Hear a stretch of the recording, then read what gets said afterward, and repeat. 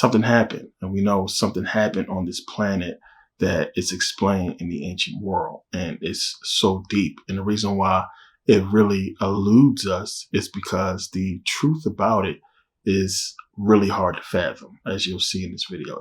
It's hard to digest, it's deep, and it's a lot of information to get into, but it's pertaining to Saturn. And we got to go back and look at all the information about Saturn and the planets and what these different civilizations who all had, so many things in common, who talked about the same things before, organized religion.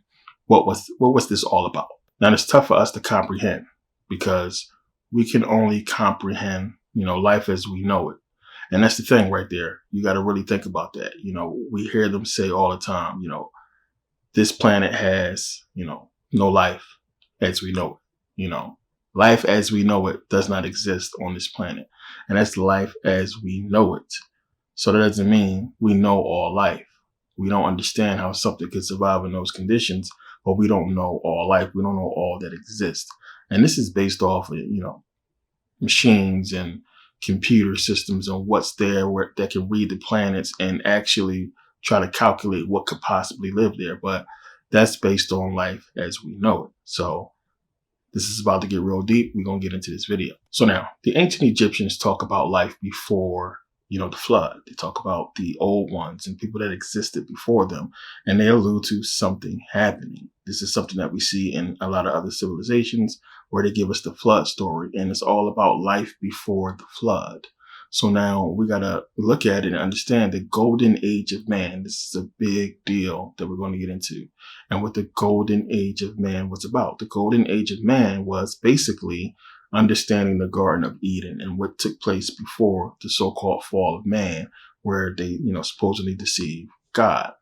Now, you had bliss. Everything was fine. And that's what they're alluding to in the Bible, where you have, Adam was 930 when he died. So he lived a long time. It's giving you this whole understanding that, there was peace in the garden. Remember, you just eat. There was no death. There was no pain. There was nothing.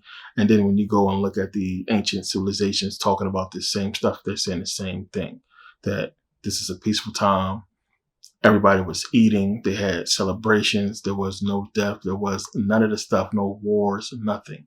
This is the golden age of man. All right. And then we know something happened to where man fell. And this is what the Bible gets into in Genesis, where we have this, fall of man. And then, we have this whole situation with Adam and Eve. And then they go out and create the people, create us or what have you. And we see what happened to where, sons of God coming to the daughters of men. And we get these giants and everything like that. So we got to understand that the golden age of man is basically up into the flood.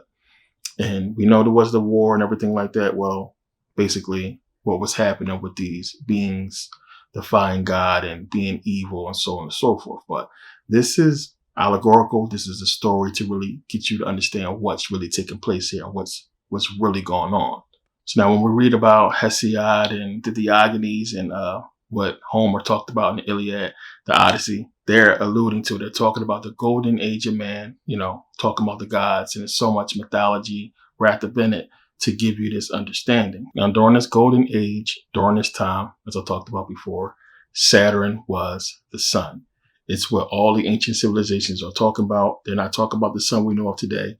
They're talking about Saturn as the sun. Now, right here it says, Saturn is the source of much occult speculation with many theories surrounding it. This will be both a history and an expansion of the enigmatic entity known as Saturn. Saturn was our first sun, the sun of the golden age. In Japanese, Saturn is called Dusei. Dusei is what they say, which means earth star. Many of the sun gods of ancient history are linked not to our current sun, but to the original sun, to Saturn. In many ancient records, Saturn was referred to as the sun. For example, the ancient Babylonian text describes Saturn as the ghost of the sun. Maya believed that the sun that we see today was different in former times. The Saturn myth, 1980, is a book by David Talbert which proposes that ancient myths and traditions describe the planet Saturn as the dominant celestial body in the sky, appearing fixed at the north celestial pole. A number of other writers, sometimes called Saturnists, have described similar scenarios which have collectively been described as the Saturn theory or Saturn model or Saturn thesis. In the book, Saturn, the Ancient God of the Sun, author David Talbert notes an obvious mismatch between Saturn and the Sun in ancient times, and that this mismatch could not be a coincidence. Talbert argues that different figures throughout history deliberately distinguish Saturn from our Sun, calling it the best sun, the original sun, the central sun. In his book, Talbert contends that the evidence assembled in the following pages indicates that within human memory, extraordinary changes in the planetary system occurred. In the earliest age recalled by man, the planet Saturn was the most spectacular light in the heavens, and its impact on the ancient world overwhelming. In fact, Saturn was the one great god invoked by all mankind. The first religious symbols were symbols of Saturn. Saturn was named after the Roman god of agriculture and harvest, while the planet may have gotten its name from its golden color, like a field of wheat. It also had to do with its position in the sky. So as I've shown you guys many ancient depictions of Saturn, of the planet having two suns. We've seen it before. It's all over the place. It's wrapped up in so much mythology and so much symbolism that a lot of people don't recognize it. They think they're seeing two suns. They don't understand one is Saturn. But that's one of the things we got to do. We got to distinguish and separate the mythology, the mythology from the parables, from the allegories, from the esoteric stuff, and the truth, because it's all mixed up, and it's done so for a reason. A lot of the parables are overlapping. So how we have the Noah's Ark story, but we also have the book of Enoch, in that story. So there's a lot of overlapping tales, even in the Bible itself, but it's all, mixed up, and it's done this way for a reason, to mumble your mind. And if you're not deep into your studies, you're going to be lost, but you're going to get a lot of clarity in this video. So in Genesis, God creates the earth. And because of this, we exist. And it's one of the hard things you got to do. You got to really go back and try to, separate your mind from those times and look at, you got to be critical, because now we're looking in the Bible, and you got to realize that this is a time where it's talking about worship, but there is no religion. There is no biblical books. There is no religion. So you got to think back to ancient times, and who could they possibly be worshiping? What are they worshiping during this time? So the Bible, you have God going out there and killing people, and so much worship is going on. The whole thing the Israelites are doing is about stopping these people or taking the lands away from these people who are worshiping these gods. And that's basically the skirmish that's going on. So who or what is being worshipped back then? We look at the ancient Greeks and the ancient Romans, and we understand what they worshiped and what was being worshipped during this time. We know about paganism and worship of nature and everything like that. But as far as the stories, what was being put out, what was they worshiping? And we got to understand, as I said, the golden age of man ended with the flood. This is a flood we can't deny happened because everybody's talking about it. This is stuff outside of biblical religion, which is where they got it from. So, golden age ends with the flood. And the Bible is trying to tell us something, like, something happened. And it's telling us about, these evil people and so-called Nephilim or what have you, and God basically having to destroy the world. But you got to look deeper into that, because it's telling us that something happened.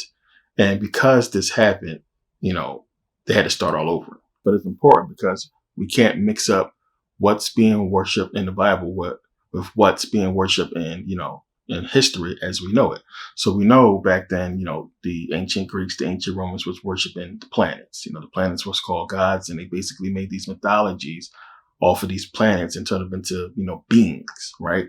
So we have this worship, and we got to understand that for the real part of it, where we at, the us side. Then we have the biblical side, and we have the story with Noah's Ark, right? So Noah's Ark, We know the story. And now we got to get into the esoteric part of it, which is not in the Bible. It's in the book of Enoch. So it says, the book of Enoch, Black Adam, albino Noah, and the image of God. Was everyone on the planet black before Noah's flood? The book of Enoch seems to indicate that the world before Noah's flood was a much darker place as far as melanin is concerned. While the book of Enoch is not considered canon, official scripture, it was very important to the ancient Hebrews. In fact, it was so important that they hid it among the Dead Sea Scrolls at Qumran. Let's start by looking at the story concerning Noah's birth. After a time, my son Methuselah took a wife for his son Lamech. She became pregnant by him and brought forth a child, the flesh of which was white as snow. I'll start right there. Now, it's giving us a lot in this story. So you have God basically saying, we're going to create the white man. Then we're going to destroy the world and start all over. And, we got different accounts of this. And, we got Deucalion Fair with the Greeks. We got the Epic of Gilgamesh, which we'll get into. And it's telling us about, in Book of Enoch, God creating this mutation and God creating this flood. And this flood story is heard, around the world. And it's something that we really got to look at because it's deep as it pertains to Saturn. So we have Roman mythology, we have Greek mythology, and it basically telling us the same thing with, basically different names. So you have in Roman mythology, we have Jupiter, and Jupiter is God. And you have Zeus in Greek mythology, and he's basically Jupiter. And we have Zeus Ammon, as I showed you guys. We also have Jupiter Ammon. And the whole thing is, Jupiter is a planet. We know that. So what is it talking about? We have these stories, this mythology, and they're basically putting these planets, these beings into, human form or, God form, looking like men and giving us these stories. And it's one of the things that just, we don't know no better. We're just thinking like, okay, is this stuff really happening out there? Is this dude really existing? Is a dude Jupiter that's all powerful? Or is it talking about planets, this esoteric? What is going on? What is it alluding to? And that's the thing. What is it talking about with Jupiter being a god, Zeus being a god?